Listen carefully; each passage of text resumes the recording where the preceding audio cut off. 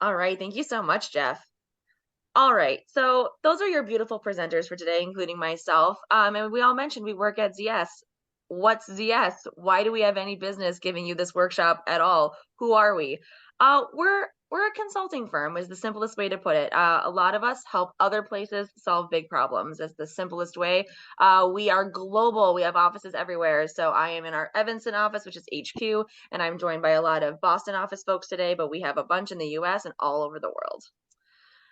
And so further down within ZS, we have a few different, we call them belonging groups now. So one of them is ZS Cares, which is our charity and pro bono function.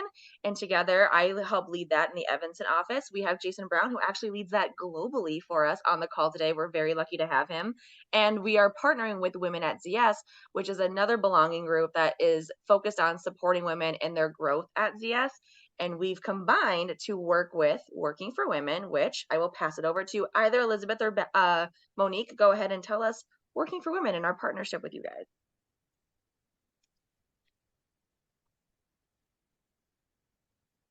I was Elizabeth. on mute. I'm so sorry. Hi, Go ahead. everybody. My name's Elizabeth, and this is my first time coordinating with Chica Project, so I'm super excited about that.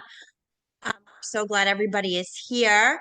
And just to speak very quickly on Working for Women. So, Working for Women, we are a nonprofit organization that is looking to help more women reach financial independence. So, how do we do that? We invest in training and education, just like this negotiation workshop. And we also try to connect women to jobs through that. Um, and how do we do that? So, we work with businesses such as ZS and link with nonprofit partners such as yours truly, Chica. And we try to provide programs and other skill training that pave the way for women and girls to reach their full potential. That's it. Megan, back to you. Beautiful. Thanks, Elizabeth. Mm-hmm.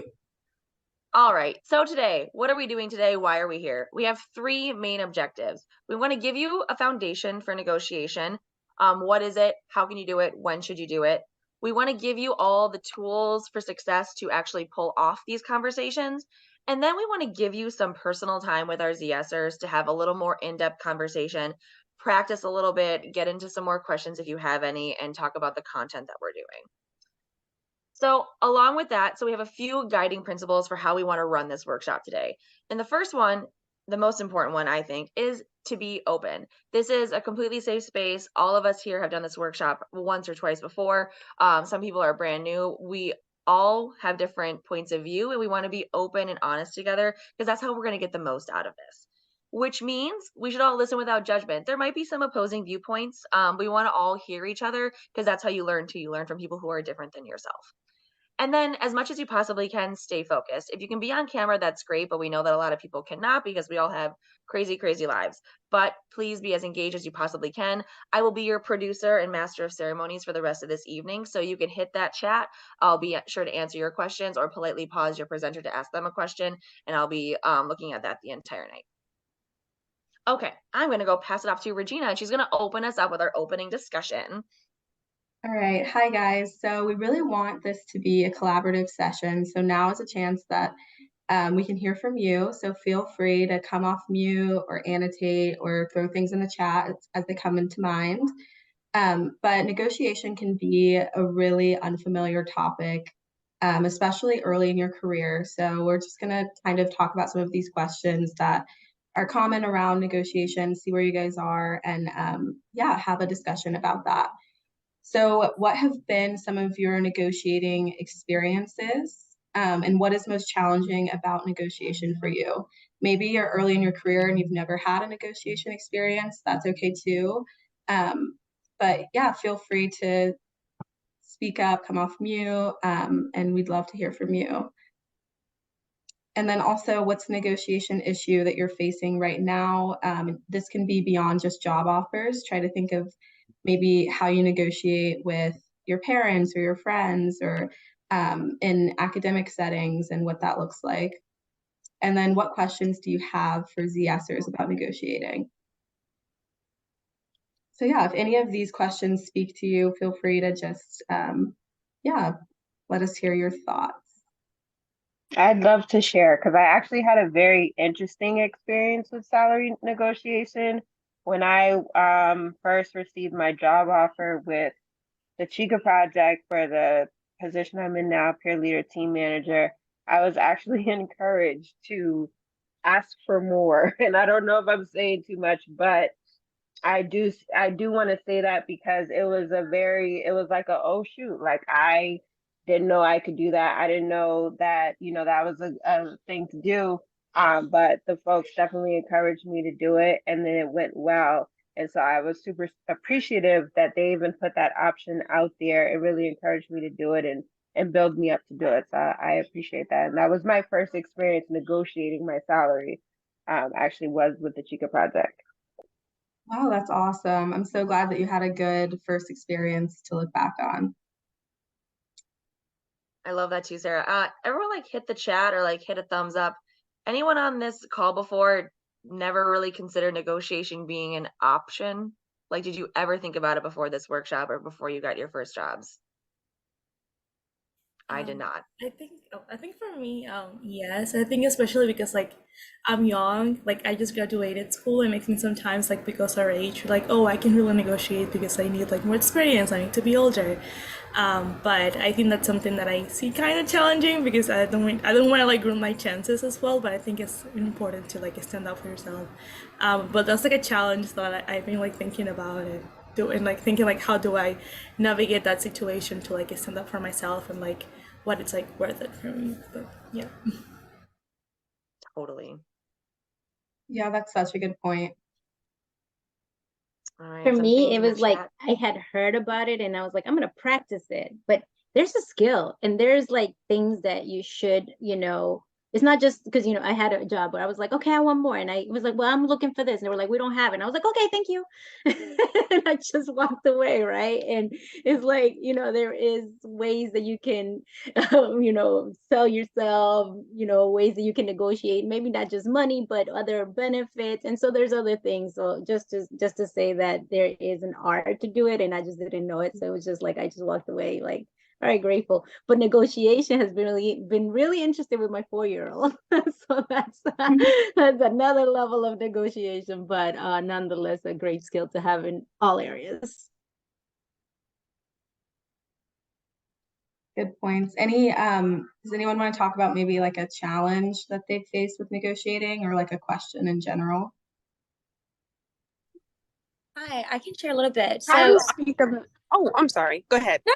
I don't know if it's a challenge or maybe something that surprised me and that I wasn't sure how to like see it as whether a positive thing or a bad thing. But I remember kind of, being offered a salary and responding, right, calling back and doing the whole negotiation. And they asked for like the HR department asked for some days, and then they kind of reached back out and like offered a bonus instead of a salary raise. And so of course, like instantly I was like, oh, that's a good thing because they're matching what I had initially requested, but in the form of a bonus. And so I'd love, as we kind of move through the workshop, to kind of help understand that, because I was confused. I was like, oh, I don't know if this is a win or if it's just their way of kind of getting out of the salary increase.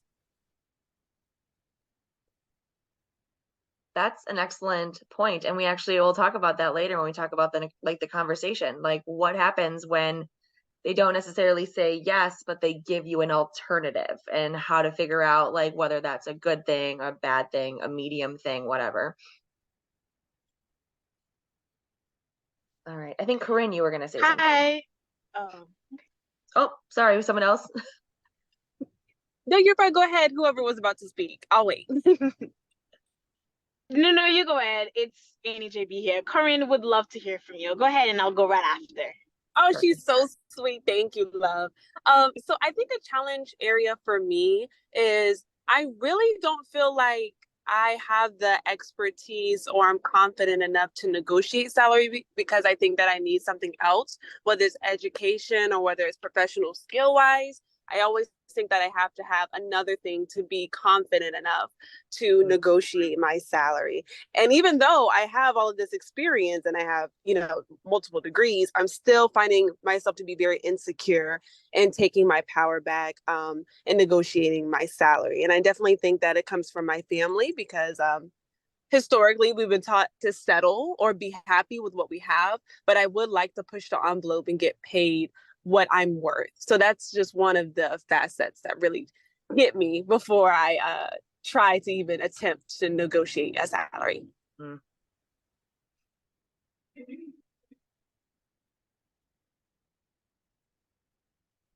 Yeah, you're getting some agreements in the Hi, chat. NEGB here.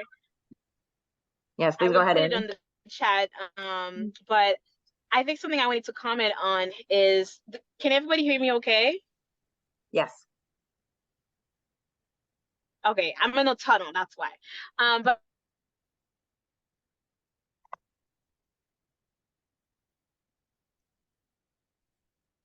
Oh no, did we just lose her as she went to that no. tunnel? Oh no. Yeah. Annie, we lost you. Okay, hopefully she pops back up. She's like, never mind.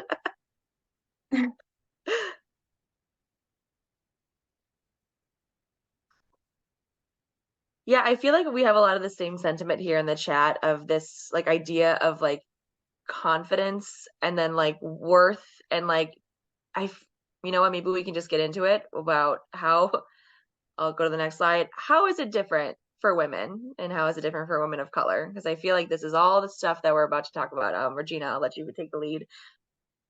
Yeah, so obviously we talked about some of the challenges and things that you think about with negotiations. And I think there's an added layer to that when it comes to confidence and whether or not the person you're talking to, has similar values or whether or not you're represented in the industry that you're going into. That could all play a factor into, improving that confidence or maybe in making you feel even less confident.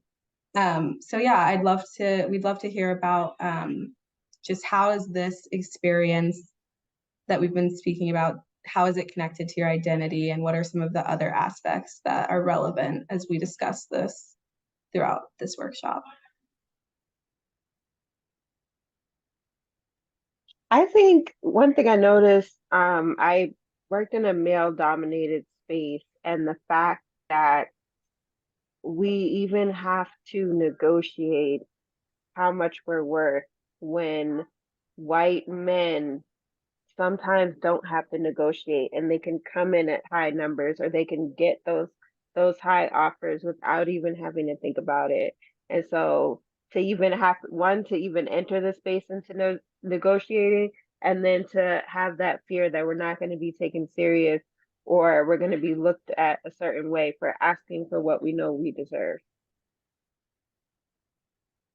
Yeah, that's a really, really good point. I feel like the point that you made about like just putting yourself in the position to even open up the negotiation. A lot of women and women of color don't even get to that first like barrier. So that's a great point.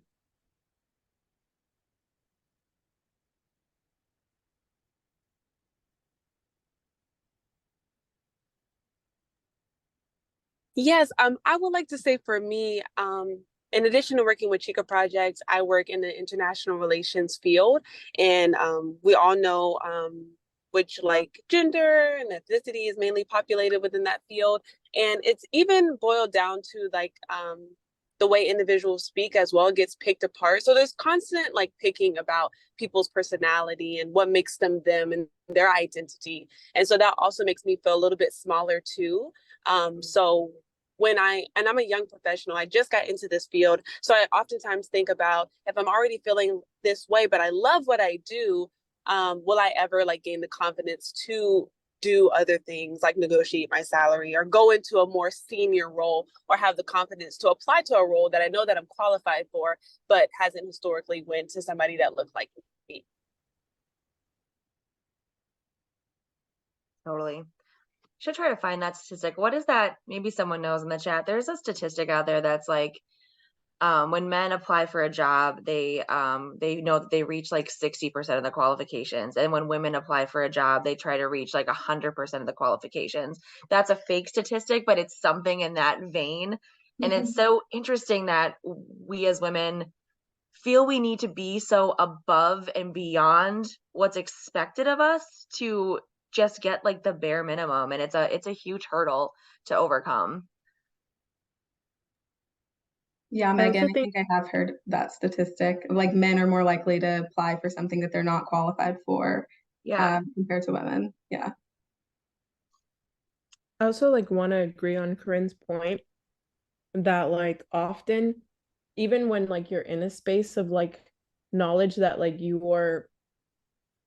have all the skill sets and like everything, often like even in that sense when you're in a male dominated field, like for a long time I worked in a different industry, and even when you came with all the certifications and you were like the person they needed, it was still like they were doing you a favor. And that's kind of the sentiment that's given a lot, where it's like I'm probably the most qualified person in the room and still acting like they're the ones giving you a chance. That level of like, oh well, you immediately start to second guess yourself. And even though like industry standard wise you should be getting something else, you're like, oh well, like they're doing me a favor, like I can't get something better. You start gaslighting yourself that that bare minimum is actually above and beyond because you're not worth anything else. Mm-hmm. I love that what you said there, gaslighting yourself. I feel like we all do that. You convince yourself of these things that other people are telling you are true, and they're not. I like what's on this annotated here as well. This women aren't often encouraged to be assertive when they push for what they want. Let's think of, does anybody have any words that you can think of that are applied to women but are never said about men? I can think of one, bossy. Oh my, yes, and emotional. Oh my goodness. I Emotional. cringed at that word. Yes. Intense. I feel like intense means something much different when it's applied to a female versus a male. Mm. I hope I see the chat lighting up. Aggressive, high strung. Oh my God. High maintenance, dramatic. Yes, yes. Pushy. I hate pushy. Cold. Cold's a good one because when you try to like lower your emotions and act more like male identifying, then I feel like you get that thrown at you. Like you're not emotional enough all of a sudden. Overbearing. Sensitive. Yeah.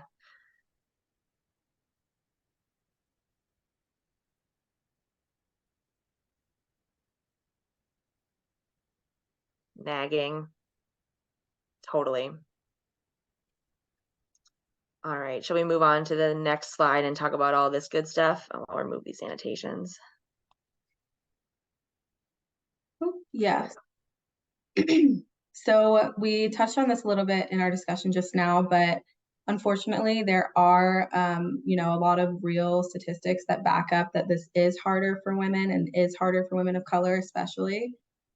So being able to empower each other and ourselves with like the skills that we need and the tools that we need to advocate for ourselves is really important when we think about some of these statistics on the left, such as only 28% of women in the US negotiating a higher paying job offer. Especially when you then cross that with men, you see that a lot of women end up holding themselves back or not thinking that they're qualified enough to go for positions that they clearly are.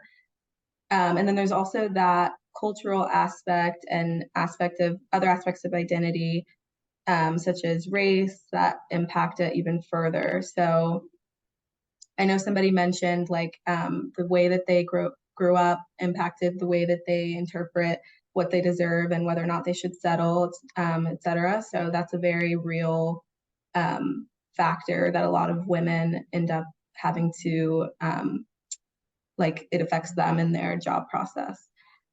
And then also women of color, they experience this effect even to a higher degree. So seeing here that Black women are at 64 cents for the wage gap, and then Latina women are at 54, 51 for Native American, and then 80 cents for Asian American. So just seeing how this impacts women of color is really important. I know, like on the previous slide, I don't know if we touched on it, but the other annotation that had talked about representation and seeing people who look like you in the fields that you're going into affects your ability to feel confident negotiating. So I think that's a really valid point that's also supported here. So yeah, our goal here is obviously to take note of those things on the left and understand how they are really impacting women today, but also to take this and use it as our power to be able to address the challenges that we're seeing and to be able to gain the confidence and the skills and the knowledge, most importantly, that's necessary as we start to like encounter these types of conversations. Amazing. Thank you, Regina. Any final thoughts on anything that we just talked about now before we move on into the next portion?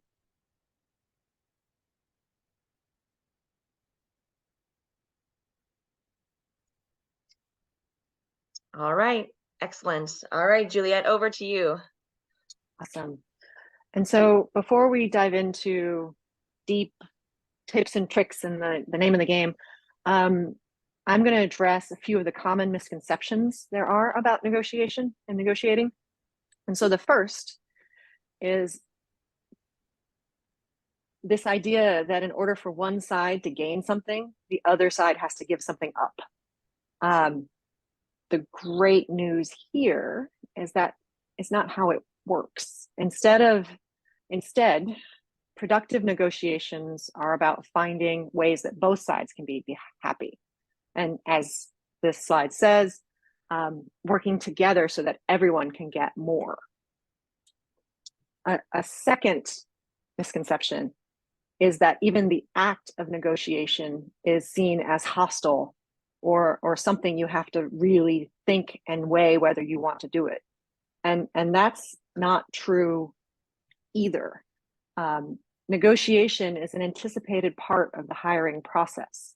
A study from Glassdoor found that 70% of hiring managers actually expect it when putting out offers. And so knowing what you want, what you personally want, and what you're willing to accept or you cannot accept can help you navigate this part of the process.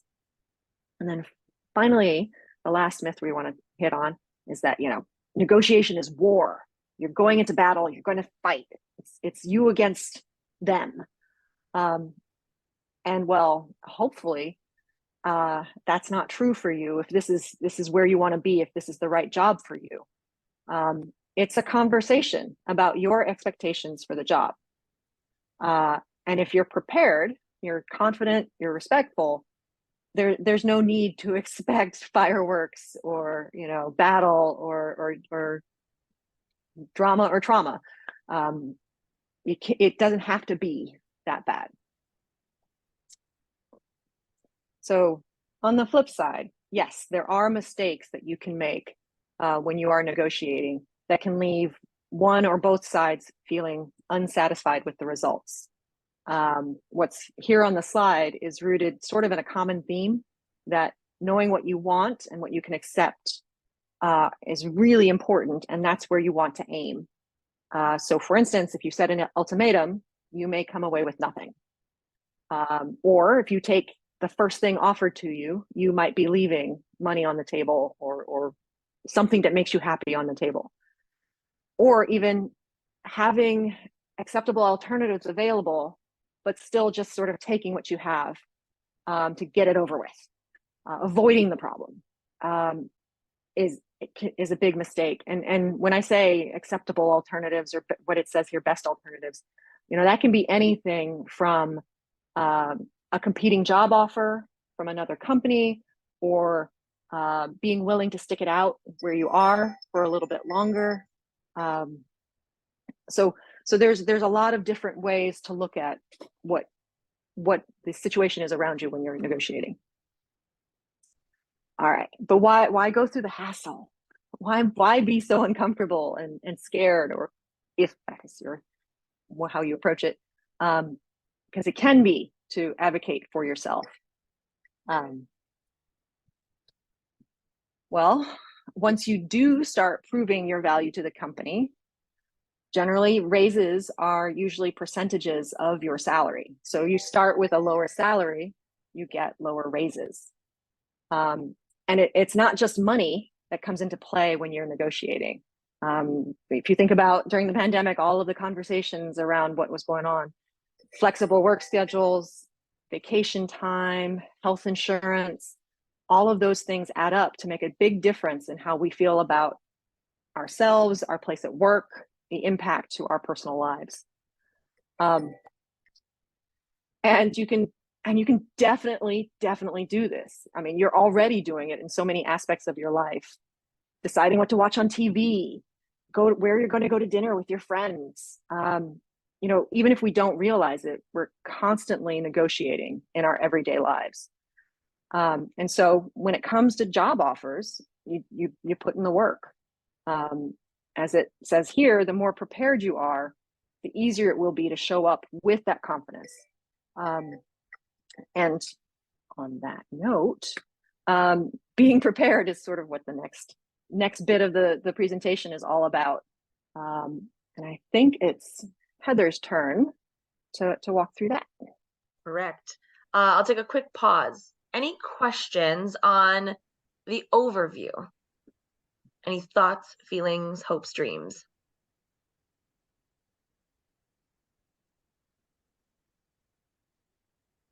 Excellent. Feel free to throw them in the chat and we can answer them as they come along. And I can also come off mute and ask them for you as well. All right. Thank you so much, Juliet. All right. Now I'm going to go to Heather. All right. Excellent. Thanks, Megan.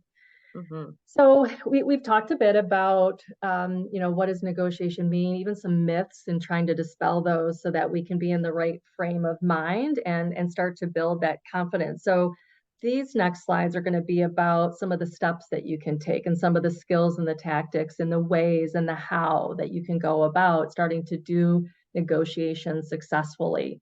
And the first one that I'm going to talk about is really going to be all about research and getting ready. And you can see kind of that percentage at the top of the slide that says 80% of winning a negotiation happens before you even get into the room.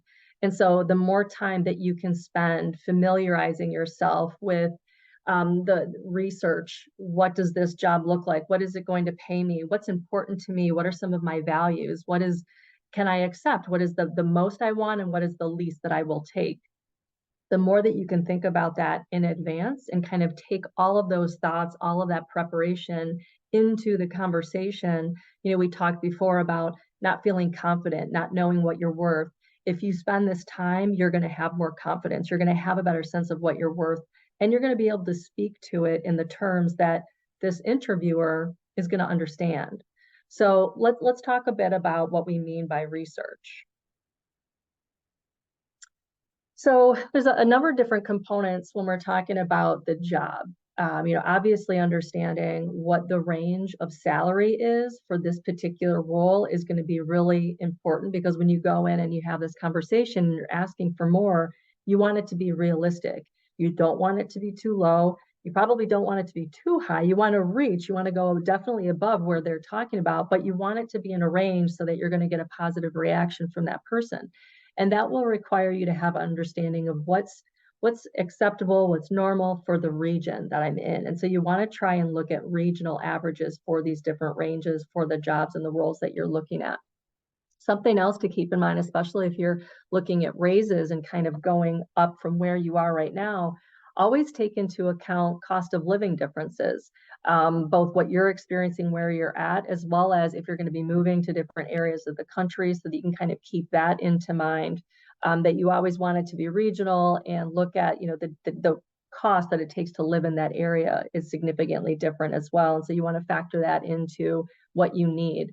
And then another great way to do research that a lot of people might not think about is talking to other people that are in the industry, people that have similar jobs, people that are working in retail, people that are working in professional services, people that are working in hospitality, wherever you're looking at, so that you can understand from them, what are you seeing in terms of salary, in terms of the costs, even maybe thinking about what are some of the different benefits that exist in your industry that other people might not be aware of. What was important to you when it came to looking at your offer, and now that you're in that role, what's been important to you. So getting some insight from other people that are kind of in that same industry can be really important.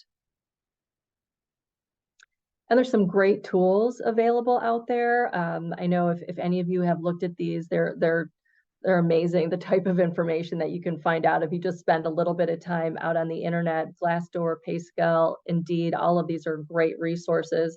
And you can go out and look regionally. You can look at different roles, the different job titles that you're looking for, things that you're applying for, and it'll give you, salary range. It'll give you different trajectories. It'll let you know kind of where you should shoot at the bottom, as well as, what the potential is. You can even classify it by industry, because sometimes the same job will pay something very different depending on the industry that you're going into. So it really allows you to kind of refine that search and get some great detailed information. Also, if you're looking for a particular job, and let's say this negotiation doesn't work out, you can look and see, what does this job make in other industries? Maybe you want to try and take your skill set in a different direction, because you might have potential to earn more money if you go into a different industry as well. So a lot of different ways that you could use this tool to help inform both a current opportunity, as well as helping you to find the next one too. And then this is something that I always find kind of interesting and a little challenging, is like, what do we mean by cost of living? And how can I find out more information about this? How do we need to factor this into what I'm asking for in my negotiation? But again, some really great tools that you can go out to that are listed here, and it'll allow you to get very specific. Again, look at the city that you're currently in, where your new job opportunity is, put in kind of a typical household income, and it'll give you the differences in terms of what the cost of living expenses will be, and kind of how you can bake that into what you're asking for. So really great resources that we're recommending here. You should familiarize yourself with them, and definitely look into those as you're preparing for your negotiation and your conversations. All right. So that type of research is researching the job and the market and the salary ranges. There's also a different kind of research, if you will, and it's kind of researching yourself, if you want to think about it that way. And it's just doing some internal reflection on what's important to you. What is important to you in the type of job that you have? What do you want to have? Do you want to work with other people? Do you prefer to work more independently? Do you want to have an opportunity to show leadership skills and kind of lead other people? Or do you kind of just like want to be on your own and be one of the contributors that's supporting a team? How important is it to you to feel that what you're doing is making a difference? So all of those are kind of value statements that you should think about, and then consider the type of job that you're looking for and how those align with what's important in your values. And then we've got some pretty basic stuff that you need to think about, like, what do you really need to live? So there's a bit of a difference here between need and want. So what is your rent? What are your costs from a food and utilities and a transportation perspective? Are you going to have use public transportation? What is it going to cost for you to commute to the office? How much time is that going to take? What is the cost for insurance and spending money? All these things are so important, and you don't want to leave them out when you're considering the total cost that you need for the job. Sometimes we just focus on one or two of these things, and we might not think about everything, and they can really add up throughout the course of the years that you're going to be there. So definitely keep all those in mind. And then, a little bit more on the want side sometimes, but what's really important to you? Do you want to be at home? Is that something that is important in terms of being close to your family, your children, your parents, people that you are caretaker for, or for other reasons? Do you need flexibility so that you can engage and do different activities that are important to you? So all of these things are really important to keep in mind as you're having conversations, and again, leading into that negotiation conversation. And then this kind of builds on that, and just think of all of those things that you're considering, and whether or not they're important to you, how important to you they are. and think of them as they're all negotiable. You can bring all of those into your conversation with the person that you're interviewing with. You know, how much time are you going to be able to spend with your family and friends or recreational activities? I am a big biker, and it's really important to me to be able to have time in the morning to go on a bike ride. It makes me not only physically feel better, but mentally feel better. That's actually a benefit to my company. And so that's something that I've talked about in different ways. You know, do you want to travel? Is that something that's exciting to you? That can be a big benefit to your company, that you're passionate about that. You're going to put even more energy into those types of things. So each one of these, your lifestyle values, your professional values, and then again, a little bit more of those tactics of the compensation and the benefits.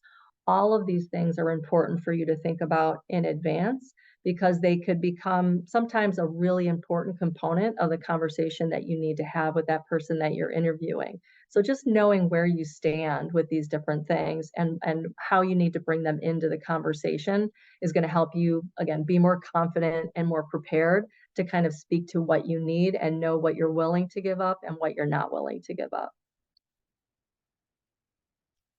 All right. I think we could pause here before the next section, Megan, or do you want to move forward to the next one and wait? Let's do a pause. Any thoughts, questions? Or I'm curious, every time I do this workshop, I hear about a different benefit or a different aspect of a job that people either have or want. So ZSers or Chica Project folks, does anybody have a benefit that you thought of that we didn't just discuss?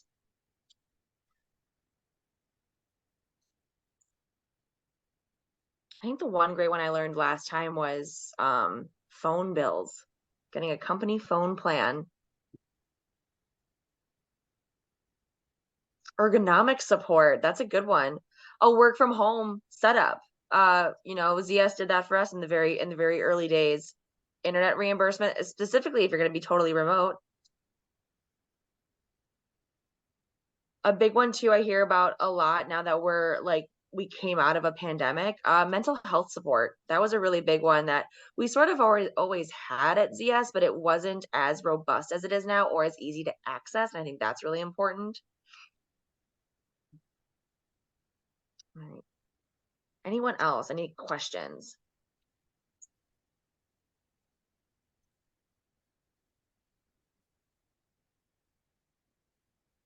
Transferable job. What do you mean by that, Ajit? Some companies allow you to take transfers internally. ZS is one of them.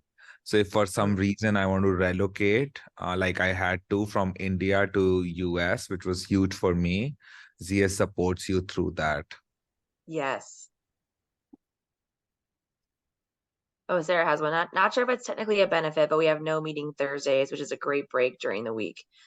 I think that falls under like a work-life balance. I would be curious to any job that I'm entering in, what their normal work life looks like for the person, like for the job that I'm kind of going for. Are they a 9 to 5? Are they someone who's expected to have their phone on them at all times? Do they have a no meeting break? What's their company culture like in that respect, for sure?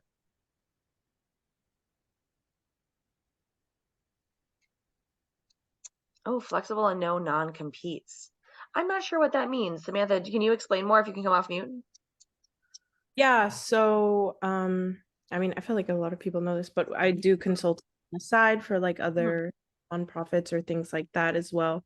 And so it's really important to like have a space that, you know, knows that I'm here doing the work that I need to do, and then, you know, being that space to be a part of, you know, be a contractor, have a side business on my own in whatever city it is really important, because not every space is like that, and not every workplace even will let you do that, you know?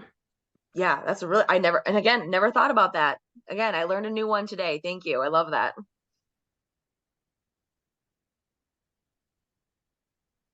Excellent. Anyone else before we move on? I was just going to say one example I have. I've worked for a lot of small businesses, wellness centers, not for profits. It's membership and the thing that it is. So in managing a wellness center, it's like, can the employees also have that membership within it? That sounds so simple, but it's if you're working for a theater, are you able to go to the performances? I do a lot with arts.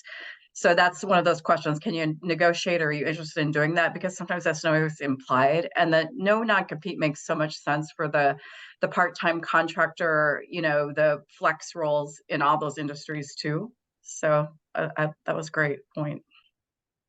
Yeah, that's a great one. Memberships of any kind too, especially if you can kind of like link them into the professional growth stuff. Like, will you pay my summit fees to go to this? Will you pay my certification fee to do this? Um, all of that kind of stuff. Yeah, and that's totally doable. And usually those companies have some kind of discount anyways. Oh, yes, Tanya, pre-tax commuting benefits. That's so much. That saves so much money. If you get in Chicago, if you get your public transportation taken out of your paycheck pre-tax, it saves you $300 a year minimum for a monthly train pass. That's a chunk of change. Yes, professional development programs, Simran. Yes, we've heard a lot about people wondering, like, do I have enough education for this job? Am I worth this job because I don't have, this specific thing? A great way to negotiate is saying, yeah, I don't have that yet, but will you give it to me? I can do it. Like, I can do it if you want to like give me some time and some pay to do it. That's perfect. Love it. All right, Jeff, on to you. Thank you. Mhm. So you've done your research, you're ready to go, you're in interviews, you're applying to jobs. So now, how do you plan that? What tips can we share with you that'll help you really prepare and get ready to do this strategy? It's everything from where are you doing this negotiation? Who are you doing it with? How well planned are you? What points you have? And really, how will you look? How you act? So the next slide will kind of go through and we'll start with these tips and tricks, if you will. The first thing is really consider where are you in the process, because that's going to impact what level of negotiation you do. If you're just starting, if you're applying online to jobs, and as you apply, it's always there, the field of what are your salary requirements. Keep it broad at this point. It's really just the starting point for both you and for the company. Put in a range, put that you're negotiable.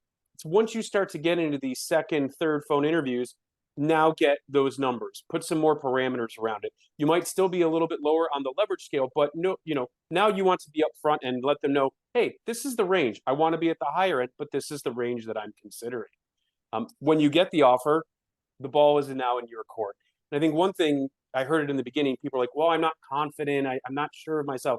You got the offer. They like you. They want you. This is a good thing. Now it's time.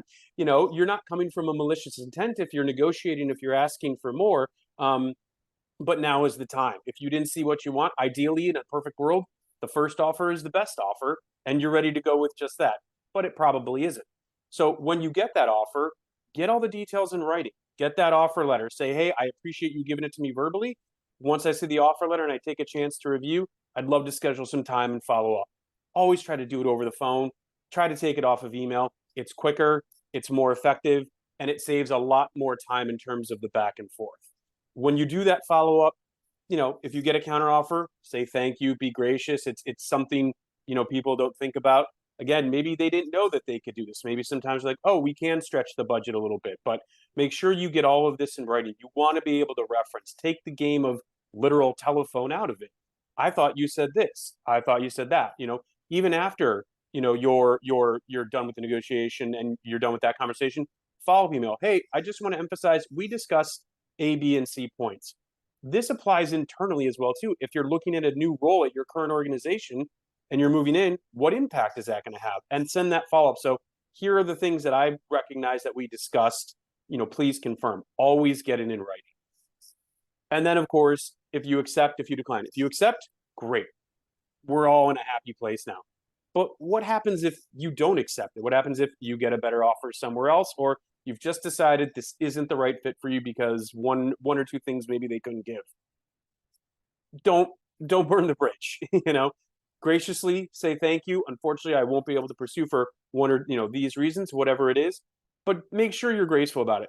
Again, I said earlier, I'm in recruiting. I can't tell you the number of times we circle back to a candidate. A candidate circles back to us 1, 2, 3 years down the road. Your skills have changed.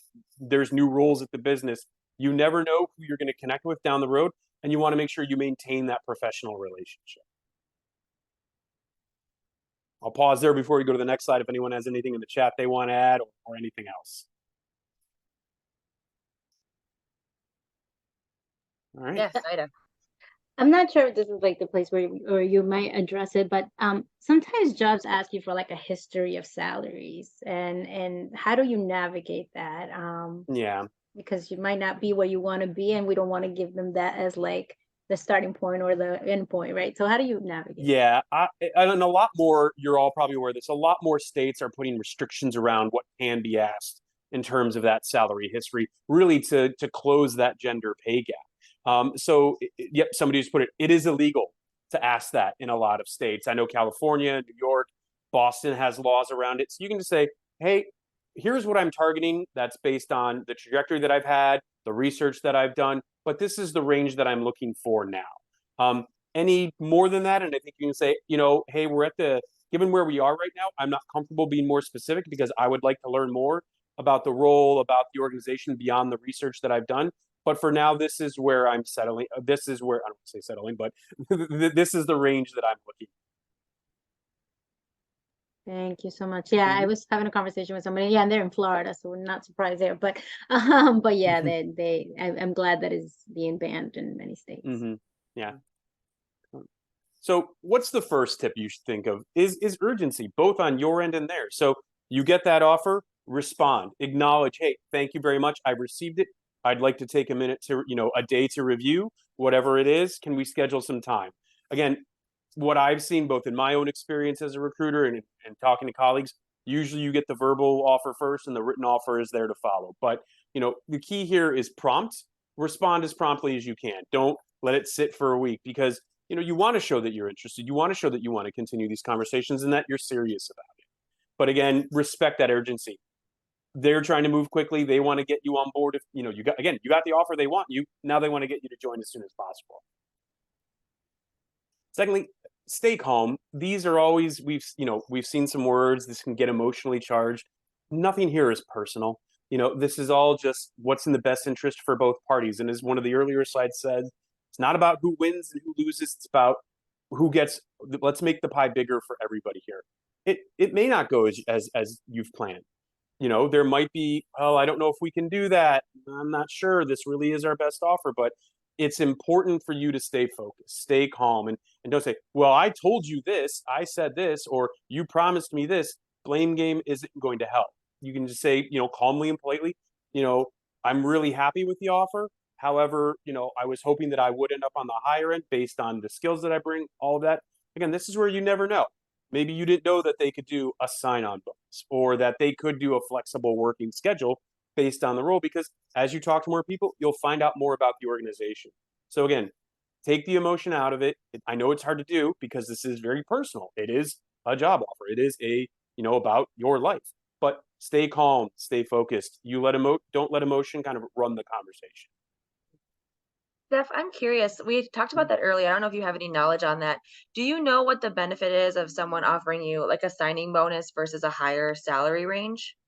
So I can only speak, I'm going to speak in a non-official capacity right now, if we can go with that. But when I think one of the earlier slides said it, an increase, a merit increase, so your yearly increase, that's calculated on your base salary at the time. So if you got a sign-on bonus, that wouldn't factor into that. So that is hey, your total compensation is X in this offer. Make sure you understand what does that breakdown look like? How do they then go ahead and calculate increases off of that?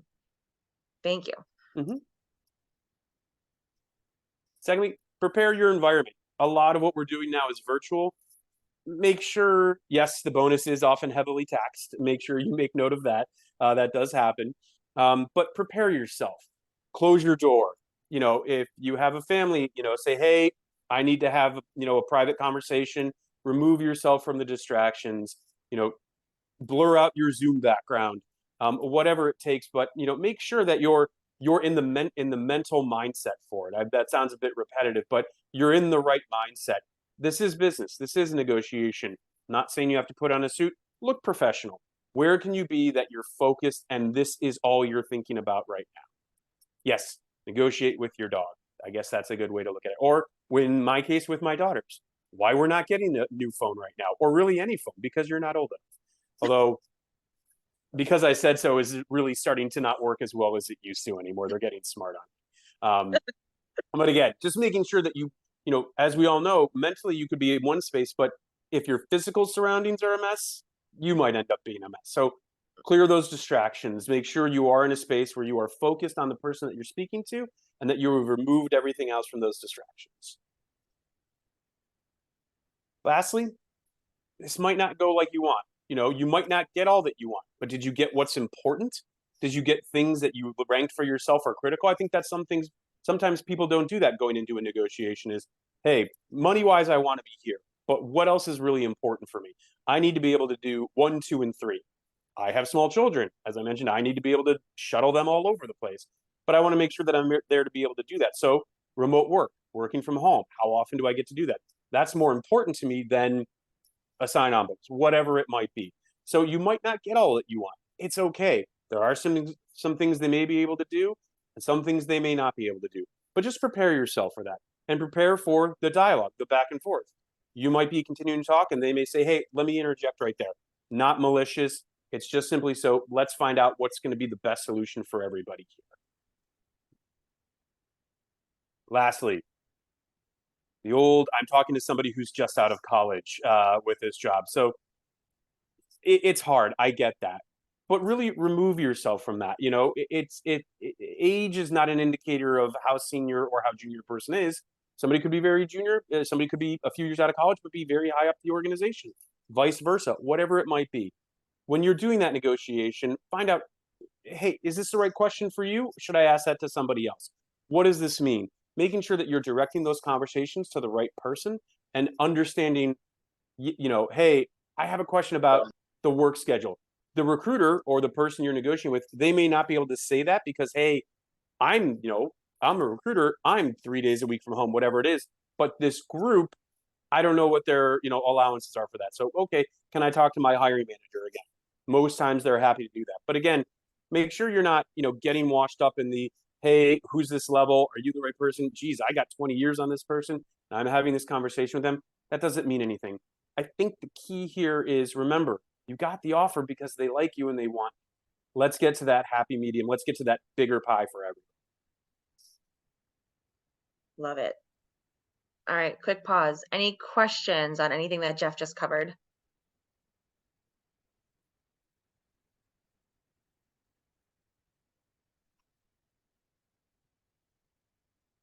All right, going once, going twice. All right, we're gonna practice. I'm sorry, I have a question. Please go ahead. So you were talking about like having like a clear thought or a list in your head about like what you want to negotiate. Is there like a sweet spot when it comes to like how much you should negotiate? Because sometimes I think about, okay, if I want to negotiate salary, then I should just negotiate salary. I shouldn't ask for the remote work. So is there like a sweet range that has really helped individuals, maybe 3 to 5 things that they're negotiating or less than 3? Yeah. Yeah, I would say probably less than 3. I mean, in an ideal world, the offer you get has a lot of what you've asked for already. You've been upfront in these conversations now as they've progressed, and it's been pretty clear what your expectations are. If you come with a list of I want 10 more things, you're probably blindsiding them, and they're like, well, we didn't know, we didn't expect all of that. But that's where I think you really need to prioritize what are those 3 things that, like, for you, what is coming out of that. If you get 1, 2, and 3, are you going to be happy with that? What are those 3 things that you know you need to come out of it with? Perfect. Thank you so much. Sure. That's a great question. I've never heard that question in this workshop before. So again, I learned something new. That's amazing.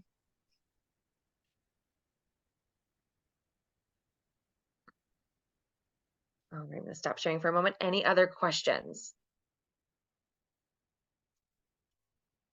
You'll still have plenty of time, I promise. So we are going to go into our breakout rooms, but before that, we just did an hour of like hard, awesome content. So let's take a quick 5-minute bio break. Welcome back. Welcome back. People are going to be trickling in slowly.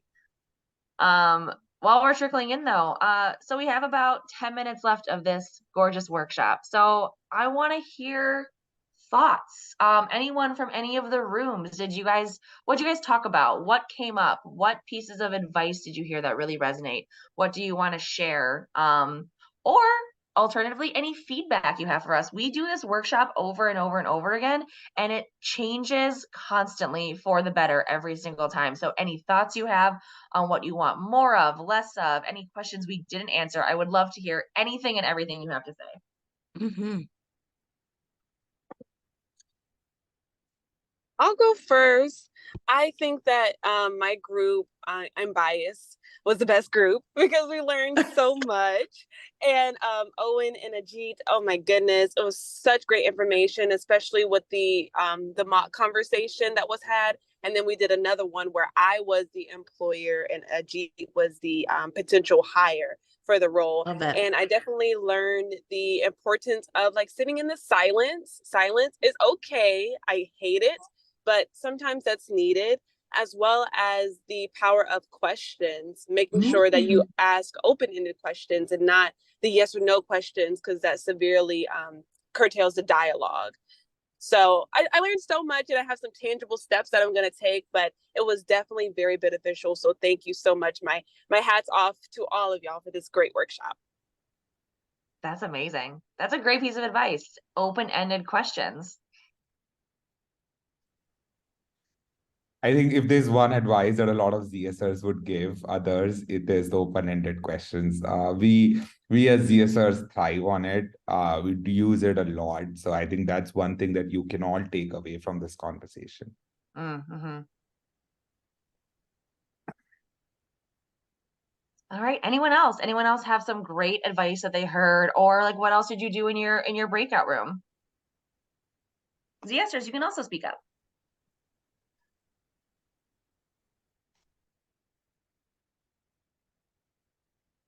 I think one of the good things we talked about was like, after we did the role playing, we like talked about our different experiences, like being on both sides of like being the person negotiating, like in the hiring process of like being hired versus like hiring, and like how we were really thankful that Chica Project turned all of our negotiations into like learning moments instead of something that felt, really tense or icky or things like that. Wow. And, we were really happy and thankful for that. And also, in the spaces where, other people might not treat it as like a learning moment, treating it instead as like a problem solving thing of like, what are the things that giving you pause about this number, this benefit, and that kind of thing. So it was a really great conversation. 10 out of 10 would recommend. I love that. I love that perspective shift. We talked about it sometimes in workshops, but using these conversations, like you said, as learning moments versus like problem solving, because they're difficult and they're scary. But even if you don't get what you want or it doesn't go like the best way you planned, you can learn something, and it's just practice for the next time, and you'll just get better and better and better each time you do it. And sometimes it's not going to work out, but eventually it is going to work out, and you're going to have all that experience like in your tool belt every single time. So I love that. I adore that. Yeah, Megan, one other thing we talked about and was that when you negotiate in the company doesn't give you anything, you've learned something about the company. And we had some examples, people who were like, and then I took the job and then I regretted it. Mm-hmm. So, that part. Yeah, that's a great part. And I always, this negotiation process, and I understand it gets hard, right? Because we need a job. Like, I mean, we need the job, right? We need a job. But at the same time, if you can learn a lot from that process, the interview process, the negotiation process about the company and its core values, and maybe it doesn't align with with how you feel. I mean, if you're feeling off the top disrespected or minimized, is that somewhere you want to be? Right. Well, how productive, right? How successful are you going to be in your role if you're coming in feeling that way already? And that doesn't mean that a no, or, a disagreement to a negotiation or something that doesn't go the way you planned is not necessarily disrespectful or minimized. But when you're feeling that way right off the top, like, meaning if you're shunned or you're made to feel, less than because you even get engaged in negotiation, is that a company that you want to be with anyways? So it's really important to take that time. That interview process is an interview process on both sides. The negotiation process is a process on both sides, right? So, and so many people will take a job, and so many of my friends have taken I've taken a job and like, this job is not for me, and I'm miserable. So my work output isn't great. And, eventually it just doesn't work out. So, I mean, it's definitely, those things are really important to think about in the beginning. Totally. I like Yeah. what you just said about it's an interview process on both sides. I think my favorite Yeah. interview I ever had, I was interviewing somebody for ZS, and she asked me, Tanya was there too. Do you feel like you can be yourself at ZS? And I had Boom. never heard that question in an interview before. I never thought about asking that question in an interview before. And I was like blown away by that, because how much does that cover in one sentence of like what you need to be at a job? I thought that was incredible. Mm-hmm. Anyone else? Go ahead. Something that our group talked about, similar to Robin in the chat, is just how this process differs from like when you're first getting hired into a company versus like those internal negotiations, and how like you can leverage different things and how there might be different challenges.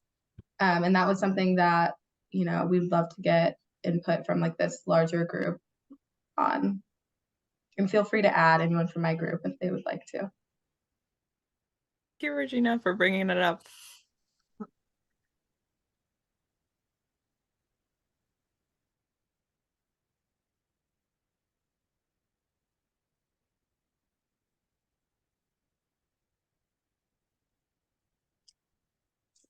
Yes, so some of the questions that were surfaced were primarily around negotiating as an internal employee. There's obviously some factors that come into play, so we wanted to get some input from the larger group to see if they had any tips when it came to negotiation when you're an internal employee. Yeah, internal's tough. I've actually done that, negotiated internally. It's there's a whole other pressure set with that, because you're talking to people that you know already for the most part. So it's sometimes almost harder than talking to like a complete stranger who you don't have like an emotional involvement with already, or some sort of stake. But then it can also be good for you, because if you've worked there for a while, you have more leverage, because you can be like, see how great I've been this whole time though. Don't you want to keep me and give me more money, or like whatever it is you want? So yeah, it's an interesting aspect of negotiation. Yeah, I guess what I've seen is it is hard, Megan, but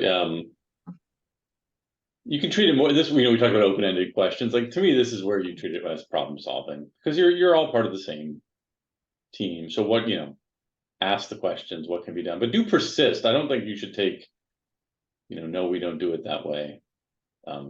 Many times as ES, we've had negotiations with folks who have just asked for like new benefits that we've never offered, and they've become benefits, Yeah. because we realized, oh yeah, we probably should do something like that. And it took a really persistent person asking over and over and over again to make it happen. That's the word, persist. Persist. This is hard. Being a human being is hard. Let's be honest. We have to persist in all aspects of our life, but especially when you're standing up for yourself, advocating for your worth, trying to find happiness in work. That's hard. That's a hard thing to do. And it's going to be draining and it's going to be hard. But having the grit and determination and the persistence, like, you will get there. And that's the word right there. I have a quick question. Did anyone talk about, or has anyone thought about, in terms of this internal negotiation, right? When you take on a job, right, and then as time goes on, your job description does not cover the realm, or you're doing far more than what your job description entails, right? So does anyone have experience with that, or is there a quick tip on like how to go into that conversation where, you're doing far more than your dollar amount calls for?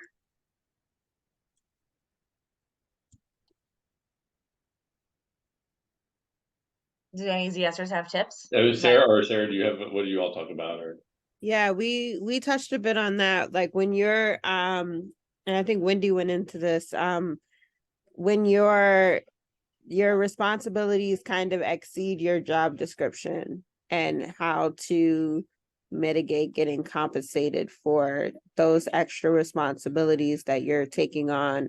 And in my own experience, I've gone through this where having to actually do the literal jobs of other people and not get any recognition, not a pay raise, not a day off, not a nothing. And again, going back to I'm worth more than this. And that's why I like what you said, Megan, about really going for trying to find that happiness in work and making sure it works for you, and knowing when to walk away or when to fight harder. And sometimes you gotta walk away because people are not seeing your worth and you'll be drained by the end of it. Totally.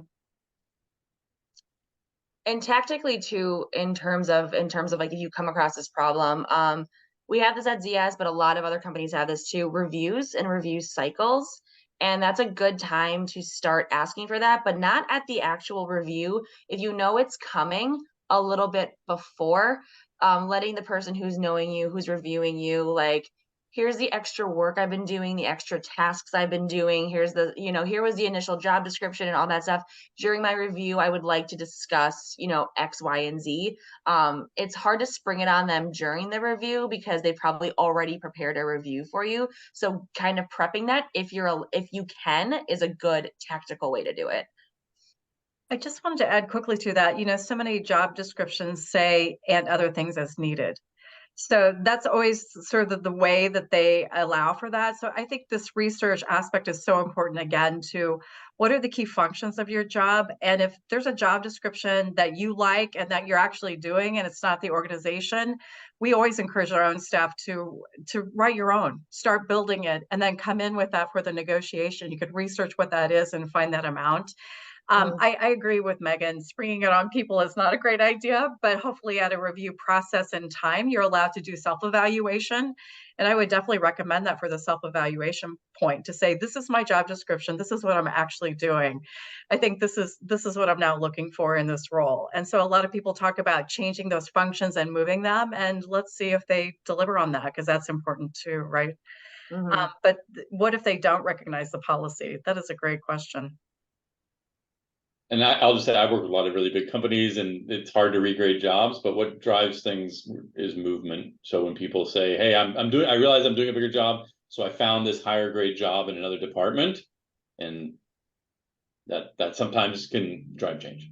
I would also say that as you take on more responsibilities, especially if you find yourself taking on kind of higher level work that you were initially graded for, that you are building your skills. And so if you're not able to find a new role within that organization and or get compensated at the level that you know you should be based on research, that will pad your resume and you will have experience and expertise in those areas too that will make your next search even more successful. So also think of it that way, not for an extended period of time, because you shouldn't be doing that for too long, but don't forget to build that into your next conversation about what you've done and the fact that you were a team player and that you took on more responsibility, more beyond what you were expected to do. So Love that. All right. It is 6:01 here. It is 7:01 there. We are at the end. So any final thoughts, comments, questions, hopes, or dreams? Thank you all so much for being here. I'll leave a moment of silence, like we just talked about, and sit in that for a hot second and let anything come to light. I think just one thing from my side. This is not a one-off workshop.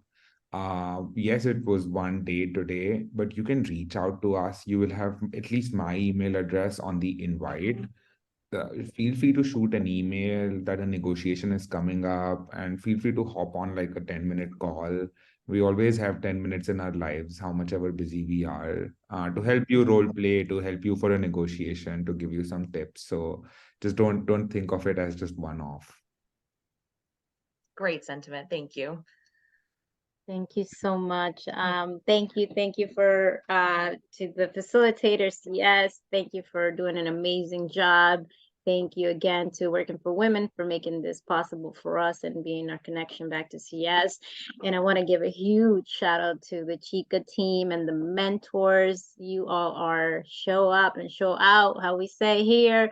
Yeah, I hope this was fulfilling for you, and that you take these skills and make sure that you use them for your own negotiation purposes, and that will help you move forward and reach that salary, reach that goal that you want and that you deserve. So thank you, everyone. I want to wish everyone a good evening. I do want to say there's going to be a follow-up email with 3 links, 2 links. One is a survey for Working for Women, one for testimonials for Working for Women, and one personally for us, because we want to keep making sure that this professional development series stays relevant to you and want to hear the feedback. So there will be 3 links. If you can please fill those out. And as a reminder, you weren't able to have dinner with us, but we will follow up with a Grubhub card for your participation and for being here with us these 2 hours that spending the time with us. So I don't know if Elizabeth, did you want to say something? That was what I was going to say. Oh. Please take the time if you can. I know surveys are super annoying and nobody likes to do it, me included. I really hate taking the surveys. But honestly, it's the way that we get your feedback so that we can make it more successful for the next time. They're totally anonymous, so please, anything, any type of critique is so much appreciated. And thank you so much for being here. It was a great night. Thank you, everyone. I really appreciate Thank you all it. so much. Have a great night. Yeah, good night. Thanks, everyone. Bye. Bye.